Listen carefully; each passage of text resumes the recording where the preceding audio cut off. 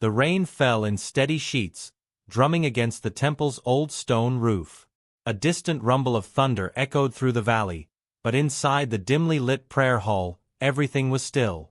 The flickering oil lamps cast long shadows on the walls, and the scent of sandalwood lingered in the air. Father Elias sat alone, his fingers gently rolling the worn wooden beads of his rosary. He had spent most of his life within these sacred walls, guiding lost souls, offering comfort, and believing in the divine plan. Yet tonight, doubt weighed heavy on his heart. His faith had carried him through many trials, but now, as the whispers of the villagers grew louder, he wondered if he had misread fate's path. Outside, beyond the temple gates, the town of Fairhaven had begun to change. Once a place of unity, where kindness and faith wove through the streets like an unbroken thread, it had now become a place of uncertainty. People spoke in hushed voices of misfortune, crops failing, merchants losing their wealth overnight, and children falling ill without explanation. Some believed it was just life's natural course, but others, filled with fear, whispered of curses, of fate turning its back on them. Father Elias had always told his people that fate was not something to be feared. Fate is like the river, he would say. It may twist and turn, but it always finds its way to the ocean. But lately, even his own words felt empty. Then, the letter arrived. A small, crumpled note left at the temple door, sealed with a smudge of wax. The message inside was simple, yet it sent a chill through his spine. Do not underestimate fate, Father. It is watching. The priest read the words over and over, searching for meaning. Who had left it? Was it a warning? A plea? He thought of the troubled faces he had seen in the village, the desperate farmer who had lost everything in a single night, the widow who had come to him with tears in her eyes, asking why God had taken her husband so soon. Had fate truly turned against them? Or was something else at play? That night, sleep did not come easily. Each time he closed his eyes, the words echoed in his mind. Fate is watching. What did it mean? As the days passed, the sense of unease only grew stronger. More villagers came to the temple, not for prayer, but for answers. They spoke of strange occurrences, a traveler who arrived one evening and vanished by morning, an old woman who claimed to see shadows moving where none should be.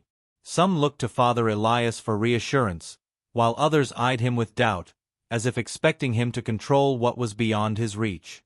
Then, on the night of the harvest festival, something happened that changed everything. Father Elias stood at the temple entrance, watching as the villagers lit lanterns, their warm glow pushing back the darkness. Music and laughter filled the air, momentarily lifting the heavy cloud of uncertainty that had settled over the town. For the first time in weeks, there was joy. And then, the fire started. A sudden scream cut through the night. Flames erupted near the marketplace, licking at the wooden stalls and spreading with terrifying speed. Panic followed, people rushing, shouting, trying to contain the blaze. Father Elias ran toward the chaos, but before he could reach the fire, a hand gripped his arm. He turned sharply, finding himself face to face with an old man he had never seen before. His eyes, deep and knowing, held an expression that sent a shiver down Elias's spine. "You still don't understand, do you?" the man murmured. His voice was calm, almost sorrowful. "Fate isn't something you preach about. It is something you meet." And then, just as quickly as he had appeared, the old man was gone. Father Elias stood frozen, heart pounding. The words lingered in his mind. Fate isn't something you preach about. It is something you meet. For the first time in his life, he wasn't sure if he was ready. The scent of smoke thickened in the air, mixing with the shouts and cries of the villagers as they struggled to put out the fire. Father Elias stood frozen for a moment, his heart pounding. The old man's words echoed in his mind, unsettling him in a way he couldn't explain. Who was he? Where had he gone so suddenly? It was as if he had appeared just to deliver that cryptic message, then vanished into thin air. But there was no time to think. The flames were spreading fast, consuming the wooden market stalls, threatening to reach the homes nearby. Elias shook himself out of his daze and rushed toward the crowd. Villagers formed a desperate line, passing buckets of water from the town well, their faces streaked with sweat and soot. "Father!" a voice called out. Elias turned to see Thomas, a young blacksmith, his face pale with fear. "My sister, she was near the market when the fire started. I can't find her." Without hesitation, Elias ran into the thickening smoke, his robe billowing behind him. His lungs burned with every breath, but he pushed forward, scanning the chaotic scene. The fire roared, crackling as it consumed wooden beams. The market, once filled with laughter and life, had become an inferno of destruction. Then, through the haze, he saw her, a small figure curled behind a toppled cart. Anna, Thomas's sister, barely 12 years old, her arms wrapped around herself as she coughed violently. The flames licked closer, their orange glow reflecting in her wide, terrified eyes. Elias didn't think. He lunged forward, pulling the girl into his arms. The heat was unbearable, the fire's breath searing against his skin. Shielding Anna with his own body, he staggered back through the smoke. The villagers' shouts grew louder as they caught sight of them. Strong hands pulled them both to safety. Anna sobbed into her brother's chest, her tiny fingers clutching his shirt as he whispered reassurances. Elias coughed hard, his throat raw, but relief washed over him. She was safe. The fire raged on for what felt like hours, but the villagers didn't give up. They worked together, their determination stronger than the flames. Eventually, the fire weakened, reduced to smoldering embers. The marketplace was ruined. Charred wood, ash, and the scent of loss hung in the air. Elias stood among them, watching as people surveyed the damage. Their expressions were grim, their eyes hollow with exhaustion. This was supposed to be a night of celebration, yet it had ended in disaster. Then, a murmur spread through the crowd. Someone had seen something. Someone, not something. "The old man," a woman whispered. "The one who spoke to you, father." Elias turned sharply. "You saw him?" She nodded. "I saw him standing near the market just before the fire broke out. He was watching." The unease in Elias's chest grew heavier. It couldn't be a coincidence. First the letter, then the warning, and now this. Who was this man? And why had he spoken of fate as though it was something to be feared? That night, as the villagers tried to salvage what little remained, Elias found himself alone inside the temple once more. The air was thick with the scent of burnt wood, and the usual stillness of the sacred space felt disturbed, as if something unseen lurked in the shadows. He sat by the altar, staring at the flickering candlelight, his mind restless. He had always believed fate was a guiding force, something meant to lead people toward their purpose. But tonight, for the first time, he felt as though it was something hunting him. A faint creak echoed through the temple halls. Elias straightened, his pulse quickening. Was someone there? He rose to his feet, his footsteps careful as he moved toward the entrance. The heavy wooden doors remained shut, the lock secure. But the feeling lingered, that strange sensation of being watched. Then, something caught his eye. A single, small piece of parchment lay on the temple floor, as if it had been slipped beneath the door. His stomach tightened as he bent down, his fingers hesitating before picking it up. The message was written in the same hurried, uneven script as before. "You are not ready to see. But soon you will have no choice." Elias exhaled sharply, gripping the paper tighter. Someone was trying to tell him something, but they refused to show themselves. Were they warning him, testing him, or leading him somewhere he was not meant to go? Sleep did not come that night. He sat in silent contemplation, the weight of the past few weeks pressing against him like an invisible force. The fire, the old man, the notes. None of it made sense. But one thing was clear. This was no longer just about him. Something was coming. And whether he was ready or not, fate had already set things in motion. The following morning, The village awoke to the harsh reality of what had happened. The once thriving marketplace was nothing but charred remains, the scent of smoke still lingering in the air. The people of Fairhaven, though shaken, did what they had always done, picked up the broken pieces and moved forward. But this time, something was different. There was an unease among them, a quiet fear that hadn't been there before. Father Elias moved through the village, offering words of comfort, but he could see it in their eyes. They weren't just mourning their losses, they were searching for answers. Some whispered about the fire being a warning. Others spoke of the strange old man, the one who had appeared and disappeared as if he was never really there. And then there were those who looked to Elias, not with trust, but with doubt. By midday, a small gathering had formed outside the temple. The voices of the villagers grew louder as they debated among themselves. "This isn't natural," an elderly woman muttered, shaking her head. "First the crops fail, then the sickness, and now this? You think it's a curse?" another man asked, his brows furrowed. "If it is," someone else murmured, "then what does Father Elias have to say about it?" The weight of their stares pressed against him. 4 years, he had been their guide, their pillar of faith. But now, they were looking to him for an explanation he didn't have. "The fire was tragic, but we must not let fear rule our hearts," Elias said, his voice steady. "Fate does not work against us. It leads us. We must have faith." A scoff came from the back of the crowd.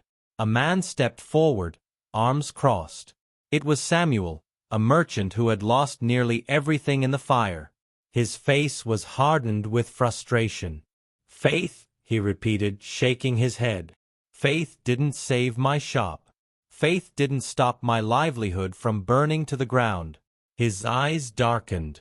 "Maybe fate isn't as kind as you think, Father." The silence that followed was heavy. Elias opened his mouth to respond, but no words came.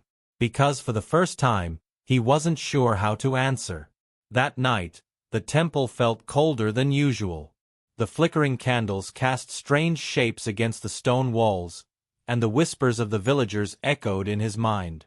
Doubt had begun to spread, and though he had spent years guiding others through their uncertainties, now he found himself standing at the edge of his own. His thoughts drifted back to the old man.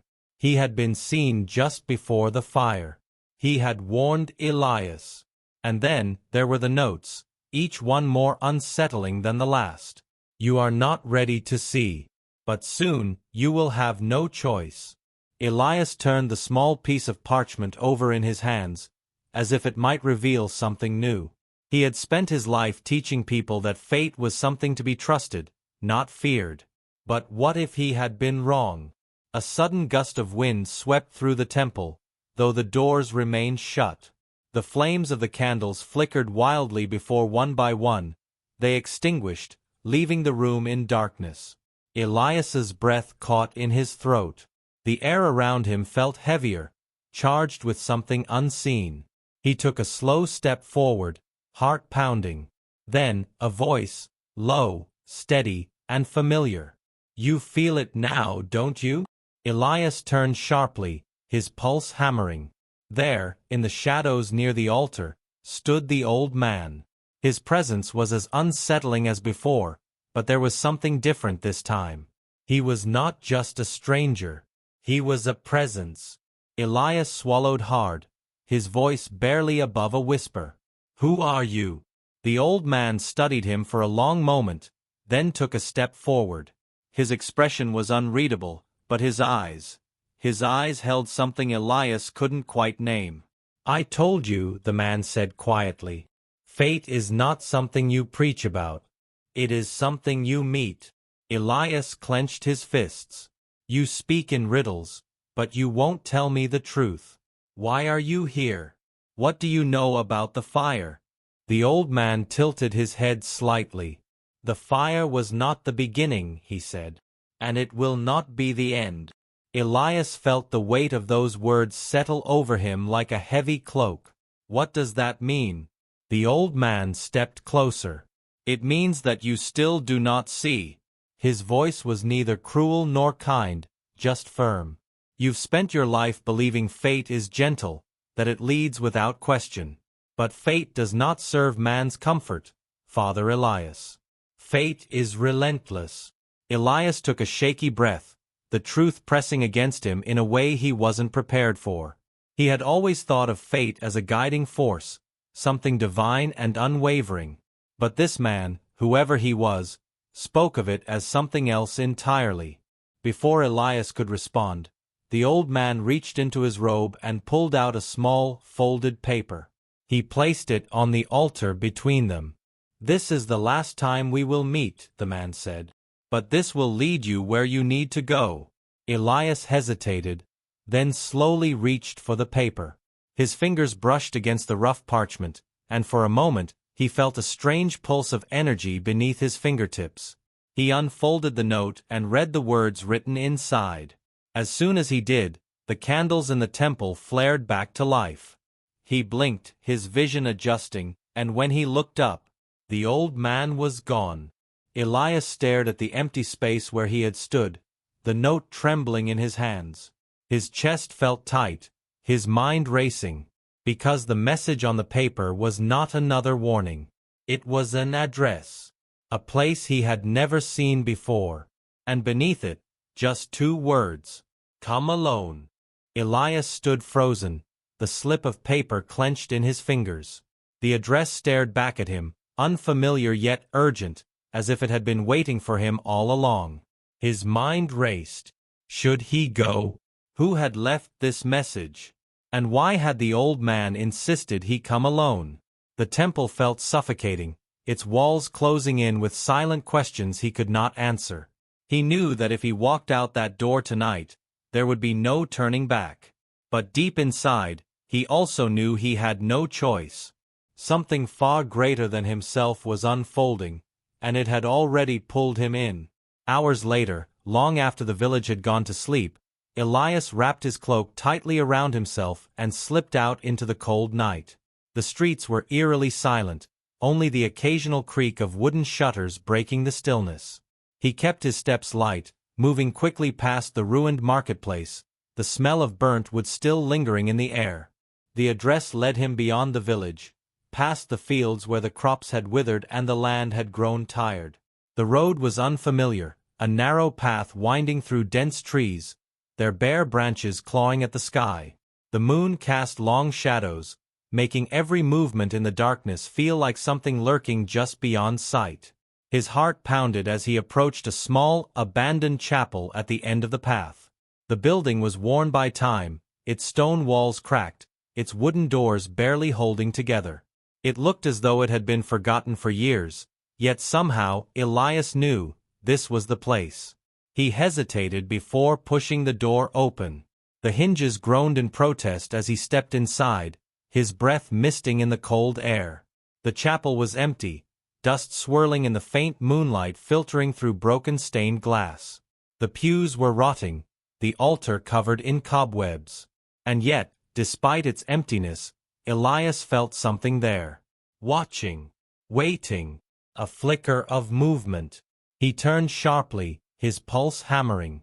In the farthest corner of the chapel, hidden in the shadows, someone stood. The old man. Elias's throat tightened. "You said this was the last time we'd meet," he said, his voice steady despite the unease crawling up his spine. The man stepped forward, the dim light barely illuminating his lined face. "And yet, here you are." Elias swallowed. "Tell me the truth." The old man studied him for a long moment, then gestured toward the altar. "Do you recognize this place?" Elias glanced around. There was something unsettlingly familiar about it, but he couldn't place why. "No." The man nodded, as if he had expected that answer. "This chapel once belonged to a priest. A man who, like you, believed fate was kind, that it was meant to be followed without question. He took a slow step closer. But he learned the truth, and it destroyed him." A chill ran down Elias's spine. What truth? That fate does not simply guide, it demands. And when it is ignored, it does not forgive. The word sent a shiver through Elias, but he forced himself to hold the man's gaze. "Why are you telling me this?" The old man's expression darkened. "Because it is happening again." The chapel suddenly felt smaller, the air heavier. Elias clenched his fists. The fire, the warnings. All of this, it's connected, isn't it? The old man nodded. "You were never meant to stay in that village, Father Elias." His voice was calm, but there was an urgency beneath it. "You were meant to leave. Long ago." Elias frowned, his mind spinning. "Leave? Why?" "Because fate has chosen you," the man said simply. "And if you do not listen, the village will suffer." Elias's breath caught. "What are you saying?" The old man's gaze held steady. "There is still time, but not much." He gestured toward the altar. "You must make a choice." Elias turned to look, his heart hammering.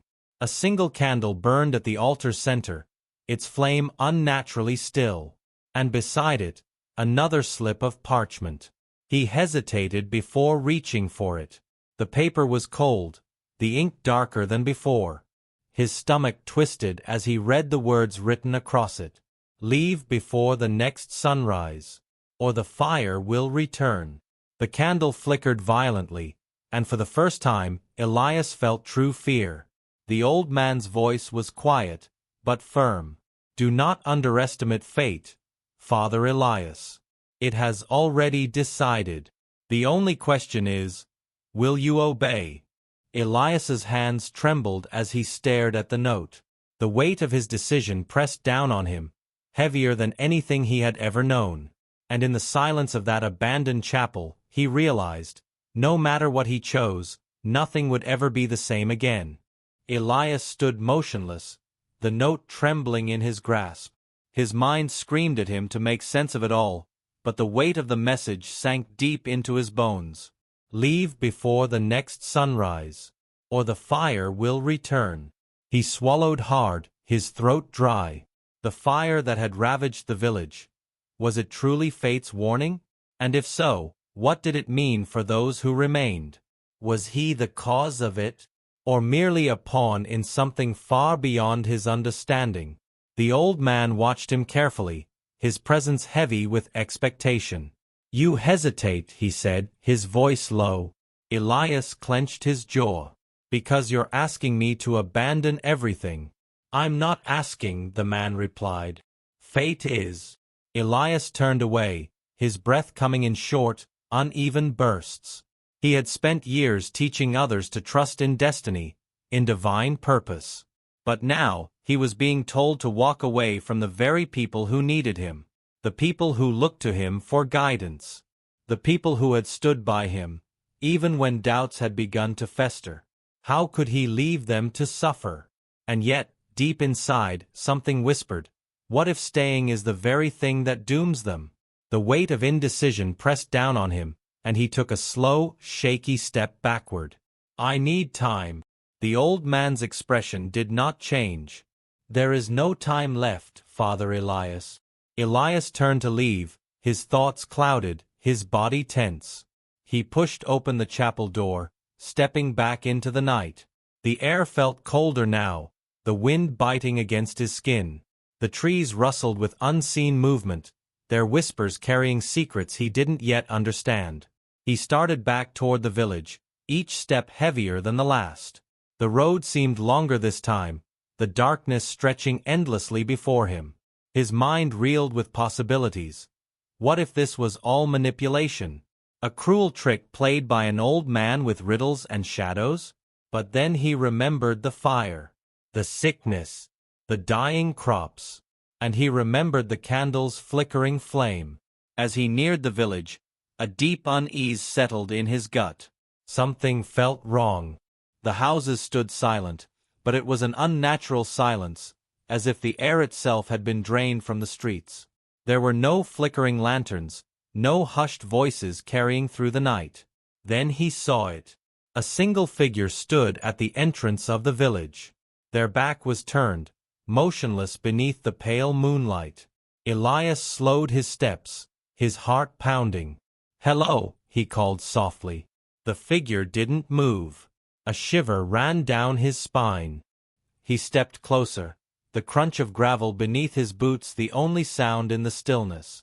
Something about the figure seemed wrong. The way they stood, unnaturally stiff. He swallowed. "Are you?" The figure turned. Elias staggered back, his breath catching in his throat. It was Samuel, the merchant who had challenged him earlier that day. But his eyes were wrong. They were black, hollow, empty. Samuel's lips parted slightly, but no words came. His body trembled, as if he were caught in an unseen force. And then, without warning, he collapsed. Elias rushed forward, dropping to his knees beside him. "Samuel!" He reached out, pressing a hand to his shoulder. The man was ice cold, his chest rising and falling in shallow, uneven breaths. And then Elias saw it, a mark on his arm. Dark, jagged, unlike anything he had ever seen before. It pulsed faintly, as if alive.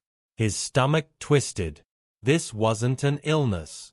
This wasn't exhaustion. This was something else entirely.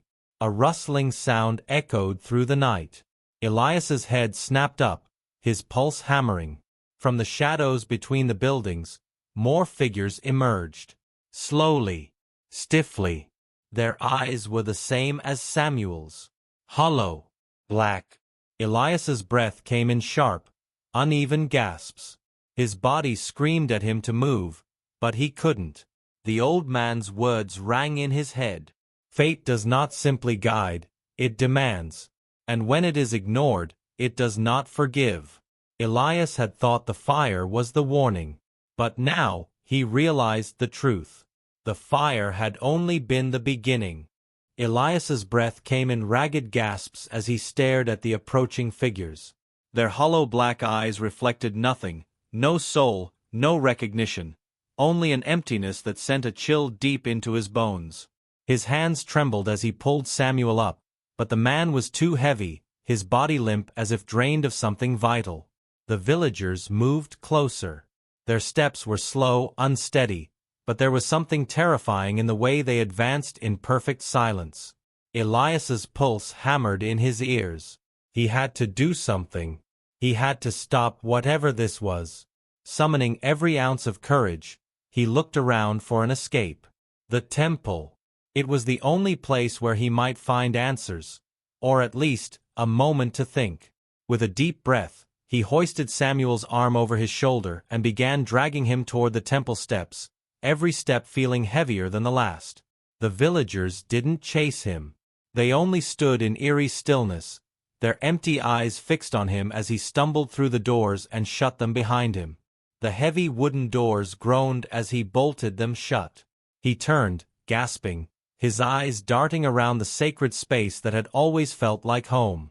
But tonight, it felt different.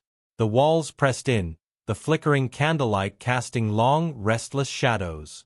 Laying Samuel on the floor near the altar, Elias knelt beside him. His breath was shallow, his face pale. The mark on his arm pulsed, the dark veins branching out like roots, creeping across his skin.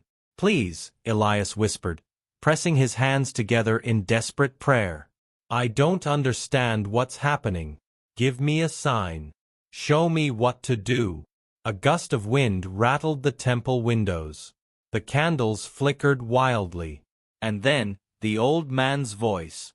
"You are running out of time, Father Elias." Elias spun around. The old man stood at the far end of the temple, his gaze heavy with knowing. Elias rose to his feet, his fists clenched. "Tell me the truth. What is happening to them?" The old man's face darkened. "Fate is correcting a mistake." Elias's blood ran cold. "A mistake?" The man stepped closer. "You should have never been here. This village was not meant to thrive. It was meant to end. Long ago." Elias's stomach twisted. "That's impossible. These people, they have families, homes, lives. How can you say they were never meant to exist?" The old man's eyes softened. Because, Elias, they were never truly alive. A heavy silence fell between them. Elias shook his head, his breath catching. No, that's not true. I've lived with them. I've prayed with them. I've held their hands in grief and in joy. The old man sighed, looking almost sorrowful. And yet, haven't you always felt something wrong? Something missing? Elias's mind raced, fragments of moments rushing back. How the seasons never truly changed, how the village never seemed to grow, how the same faces remained unchanged year after year. The memories blurred together, looping endlessly, like a dream that never fully ended. He staggered back, his heart pounding. No, that can't be. The old man stepped closer. Fate is unraveling what was never meant to last. The fire was a warning. The sickness, the final sign. Now, they are returning to what they were before. Elias turned to Samuel. His breathing had slowed, the mark now covering half his body. His lips parted slightly, and for the first time, a whisper escaped. "Help me." Elias's vision blurred with unshed tears. "There has to be a way to save them." The old man's voice was quiet. "There is only one way." Elias turned, desperation in his eyes. "Tell me." The old man's expression was unreadable. "You must leave." Elias's body tensed.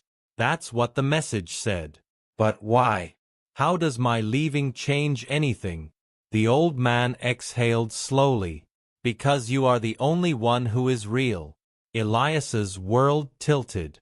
The room spun. He grasped the edge of the altar to steady himself. "No." The old man's voice was gentle but firm. "This village, this place, was never meant to exist. It was created by you, by your unwillingness to accept fate. You were given a path long ago, but you refused to take it. Instead, you remained here, holding on to something that was never meant to be. The village exists because you willed it to." Elias's breath came in short, sharp bursts. "That's not possible." The old man nodded solemnly. "But it is. And now, fate is reclaiming what was borrowed. The only way to end this suffering is for you to leave.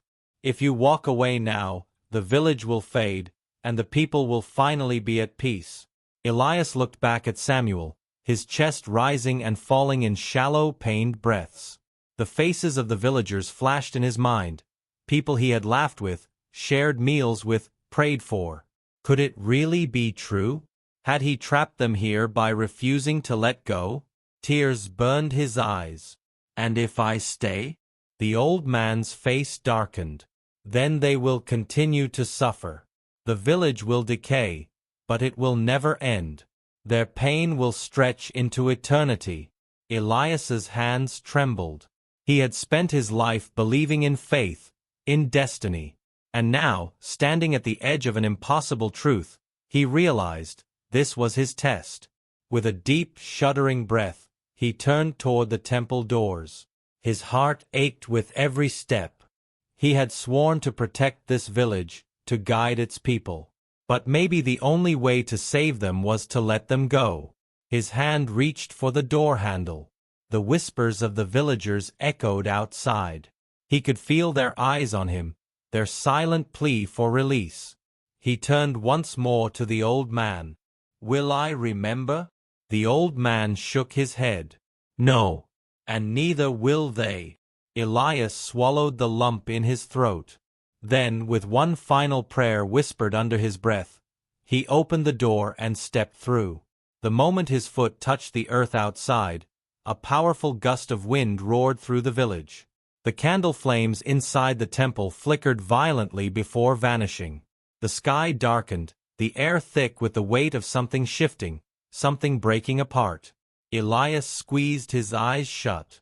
And when he opened them, the village was gone. No burned houses. No empty streets. No temple. Just an open field, silent and untouched, as if nothing had ever stood there at all. The only thing left was Elias. Alone. And as he took a shaky breath, A strange sense of peace settled over him. He did not remember why he was there. He did not remember the faces he had once known. But somewhere, deep in his soul, he felt that he had done what was right. Elias stood still, his breath uneven, his heart heavy with an unfamiliar weight. The wind whispered through the empty field, brushing against his skin like a distant memory. He turned in slow circles, searching for something, anything, that would remind him of where he was or why he felt like he had just lost something important. But there was nothing. No village. No temple. No voices calling his name. His fingers curled into his palms, a strange hollowness settling inside him. It wasn't grief, nor was it fear. It was simply emptiness. A void where something once existed. And yet, he couldn't quite remember what it was. He took a few slow steps forward, his boots pressing into the soft earth. The ground felt undisturbed, as if no one had ever walked here before. The only footprints were his own. It didn't make sense. A moment ago, hadn't he been somewhere else? With people. With purpose. His mind reached for details, but all he found were shadows of thoughts slipping through his grasp. Faces blurred at the edges of his memory, voices fading before he could understand their words. The harder he tried to hold on to them, the quicker they dissolved. A deep sigh escaped his lips. There was no use in standing here, in trying to force memories that refused to stay. If he was meant to remember, he would. If he wasn't, then perhaps it was better this way. The wind carried the scent of fresh earth and distant rain, and for the first time, he realized he had no idea where to go. The sky stretched endlessly above him, a canvas of soft gray and gold as the sun dipped toward the horizon. The road ahead was open, untouched, waiting. Elias looked down at his hands, rough and calloused. Something told him they had once held great responsibility, that he had once carried something more than just himself. But now, all he had was the journey forward. With one last glance at the empty field, he exhaled and started walking. The path was uneven, winding through stretches of land that felt both familiar and unknown. He walked without a destination, guided only by the feeling that he was meant to move forward. There was no rush, no urgency, only the steady rhythm of his footsteps against the earth. As he walked, the weight in his chest began to ease. He didn't know why, but he felt lighter, as though something unseen had been lifted from him. Hours passed. The sun dipped lower, painting the sky in soft hues of orange and pink. A small village came into view in the distance, smoke rising gently from chimneys, the faint murmur of life drifting through the air. Elias hesitated. Something deep inside told him this place was different. It was real. The village wasn't waiting for him. It didn't need him. But maybe that was the point. Maybe, for the first time, he could simply be. His feet carried him forward. The streets were quiet but warm, the glow of lanterns spilling onto the cobbled paths. He passed a baker pulling fresh loaves from a stone oven, the scent filling the air with comfort. A group of children ran past, their laughter light and carefree. For the first time in a long time, perhaps ever, Elias felt like an observer, not a guide. He stopped near a small well in the village square. A young boy stood beside it, struggling to pull up a heavy bucket of water. Elias watched for a moment before stepping forward. "Here, let me help," he said, his voice instinctively gentle. The boy looked up at him with wide eyes, then nodded. Together, they pulled the bucket up, water sloshing over the sides. The boy grinned. "Thank you, sir," he said, his voice bright. Elias smiled. "You're welcome." The boy ran off, leaving Elias standing there, his hands damp from the water. It was such a simple moment, but it felt right. He turned his gaze to the village around him, the warmth of life filling every corner. He still didn't know where he was going or what lay ahead. But for the first time, that uncertainty didn't frighten him. He wasn't running from fate anymore. He was walking toward it. And whatever came next, He was ready.